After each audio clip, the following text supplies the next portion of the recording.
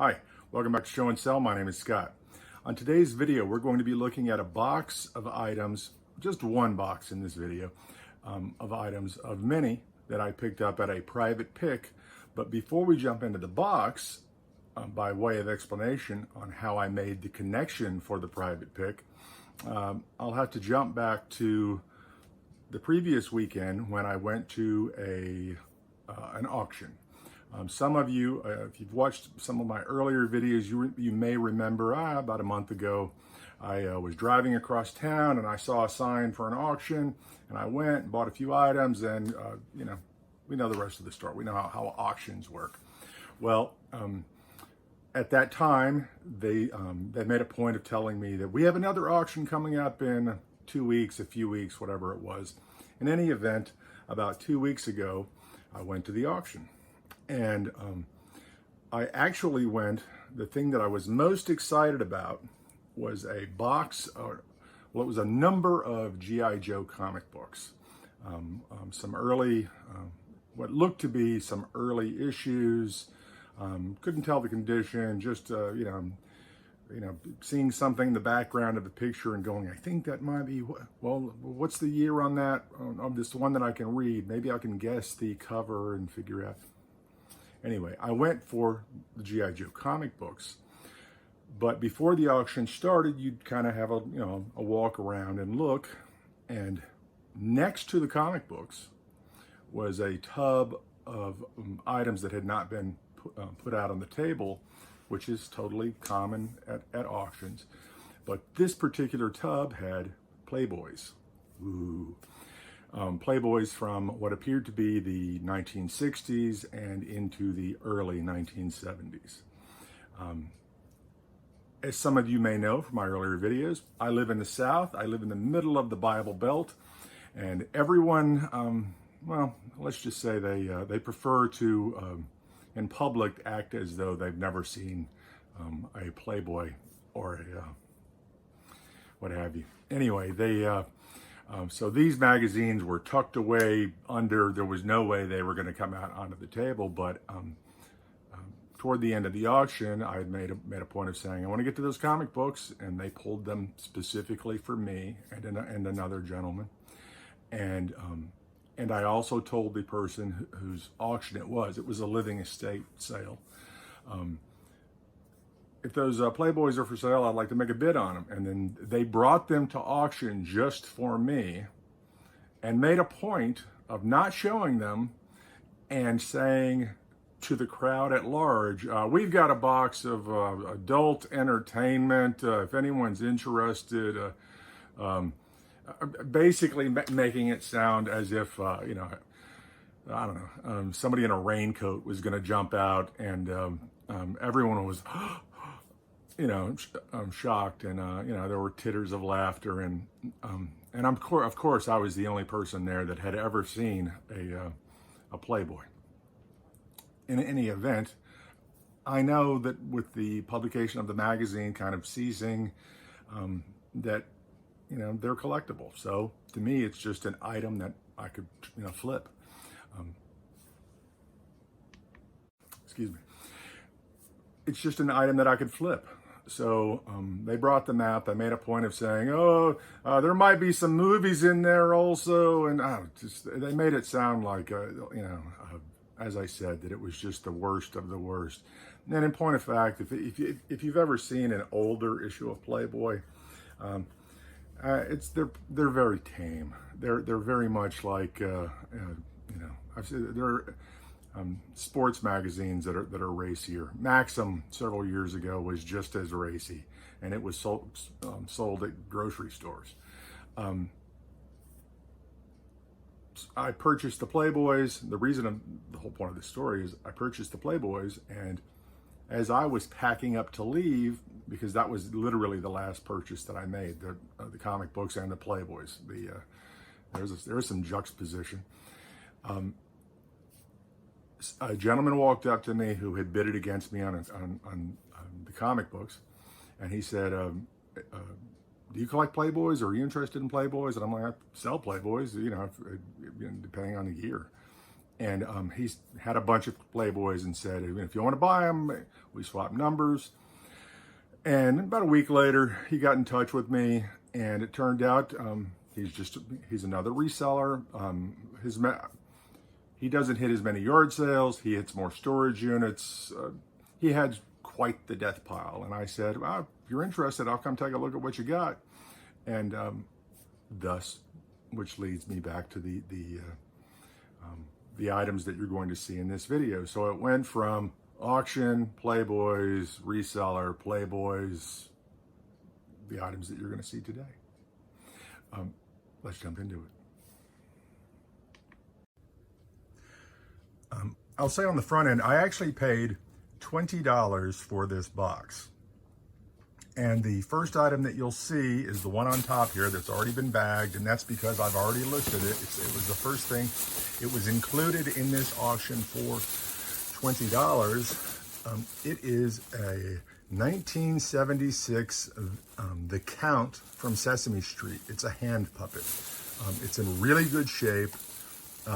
He's got his the ribbons across the chest there. I don't remember him having a beard or quite as curly hair, but this puppet has that, and it does sell well. They some of the older Sesame Street puppets are collectible. They tend to be the more obscure characters, and the Count, well, compared to Bert and Ernie, he is obscure. And a number have sold for $30, $40, $50. I think I saw one for about $120, $125, and that included the box. I currently have mine listed for $75, and it may be high, but I can always drop my price later. As I said, I paid $20 for the box.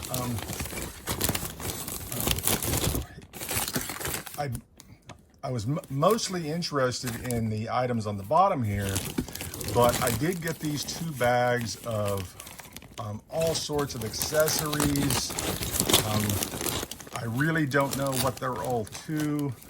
I did buy a number of toys from him, and we didn't get into specifics on, this box came from this unit or that unit, because stuff gets mixed. And let's just say that these 2 bags kind of look like the remnants at the bottom of a toy chest. There are a couple of action figures. They tend to the ages seem to swing wildly between the early 70s to the mid 80s. Possibly even the late 60s. But I'm not going to go through all of the pieces on camera, but you can see it has a little of everything from missiles to, that's some kind of you look in the back and it looks like a TV, and when you turn the thing on the bottom, it changes the pictures that you're looking at. Like I said, just something to deal with later. And some more. Here we have some, it's still in new condition. Don't know what it is, but they haven't been pulled off of the frames yet. So if you see anything in any of these that you recognize, I actually do recognize that barbed wire fence, but I don't remember what it was to.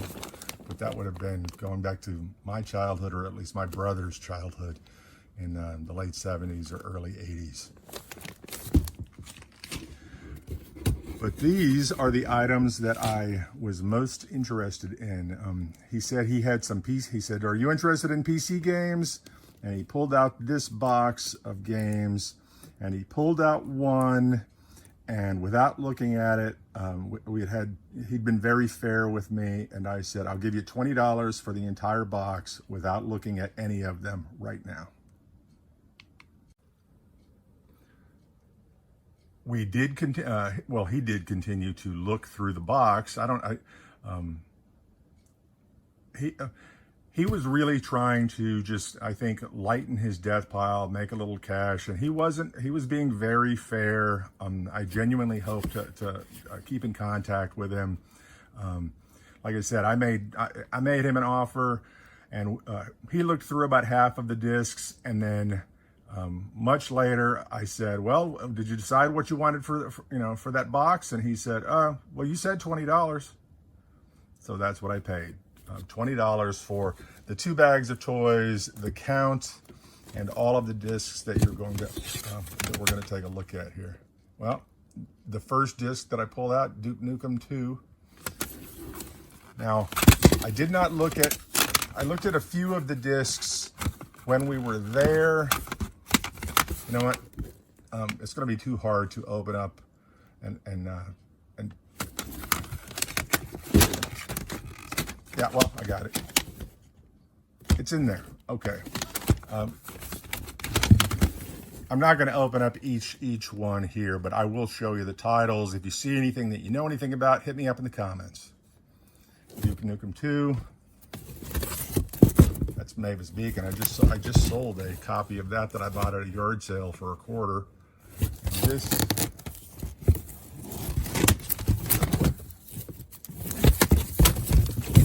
whatever it is, it says Cyberspace 10 CD portfolio, and I can feel discs in there. This is sealed, so I'm guessing that these are the Mavis Beacon teaches typing, Chessmaster 5000. Well, I guess it's just an odd mix of software from back in the day. Software is collectible. All right. Start at one end.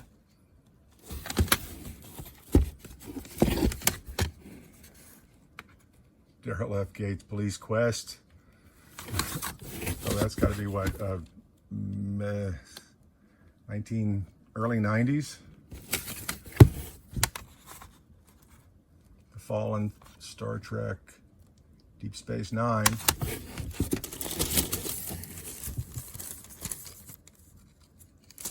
Kellogg's. Just like, well, it's not in very good shape, but it looks like one of those you'd get in a CD or something you'd get in a cereal box.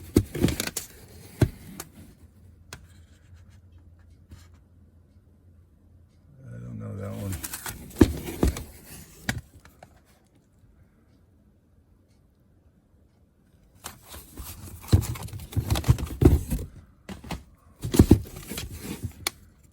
Another Duke Nukem.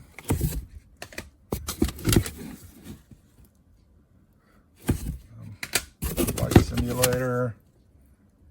Another flight simulator, it looks like. Some kind of software. Your printer pack. Back when you'd have to download drivers. Sid Meier, he did all the Civilization games.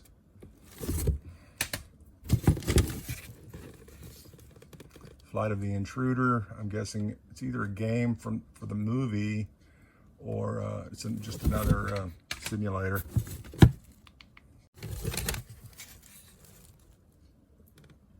Nihilist.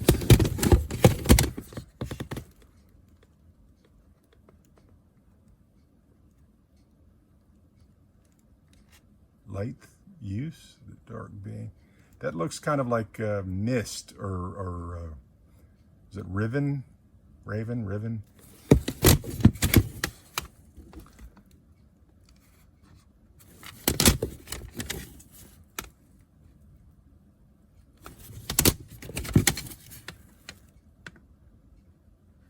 Well, not a game. Electronics Workbench, multi-sim to accompany fundamentals of analog circuits. That sounds riveting. Disney Classic. Unclear if that's a game or music.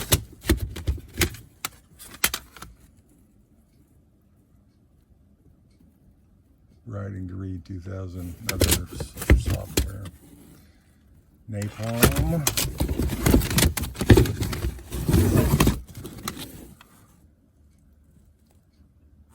Generation. Aliens vs. Predator. Dang. All of these feel like the discs are in there. None of them are light.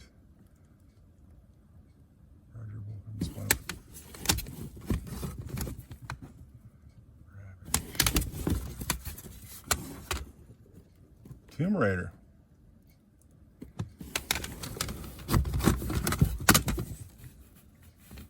World War II GI. And Beneath a Steel Sky. I think that's got it. Do me a favor. If you've watched this part of the video, hit like.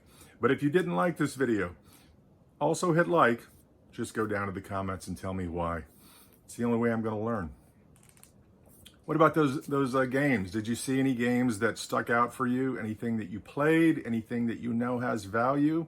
I can tell you by the weight of the jewel cases that there are, I'm going to say most of them either have multiple discs or discs and manuals, because those were not light cases for the most part.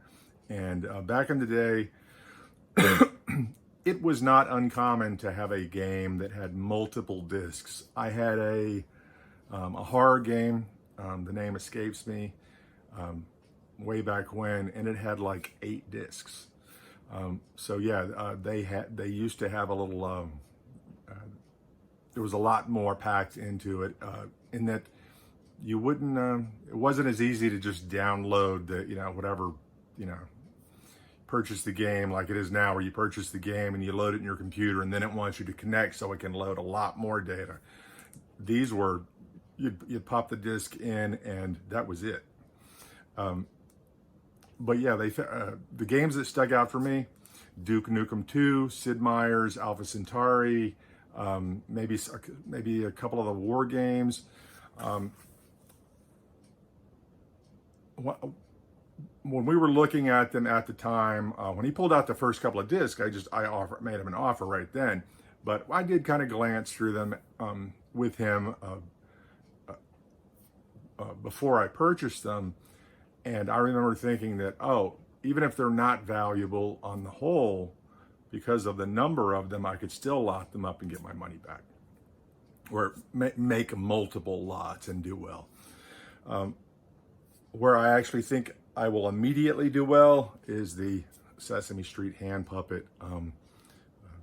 The ones that are in poor condition seem to do, I would get my money back if it wasn't in good shape. This puppet is in good shape, and I priced it at the top of the market, and we'll see.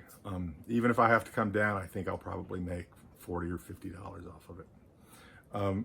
The accessories, I have a lot of toys to go through. I purchased 2 carloads of items from him over several days apart, and I have a lot of things that I have to match up, and it's going to take a while. I don't know how you do it particularly, but I go through a box and I just start going, I'll have multiple piles or bags, and I'll just go Marvel, DC, or Teenage Mutant Ninja Turtles, G.I. Joes, Star Wars, and then when I get down to the, a bag like this, or, in the bottom of the box or what have you, at that point I'll start to identify things. Maybe I'll identify the action figure and which season of a show it was, or what year it came out, or once you identify the action figure, you can figure out what accessories, and then maybe if you have a good enough memory, it's kind of like the old memory game that you played as a kid. Flip the cards over, and well, if you have a different way of doing it, if you have a better way of doing it, hit me up in the comments. I hope you'll join me. Hit subscribe. It'll be fun to have you along. Keep an eye out for my shorts, and I do videos for all the yard sales that I hit. It's a lot of fun. We'll see you next time. My name is Scott.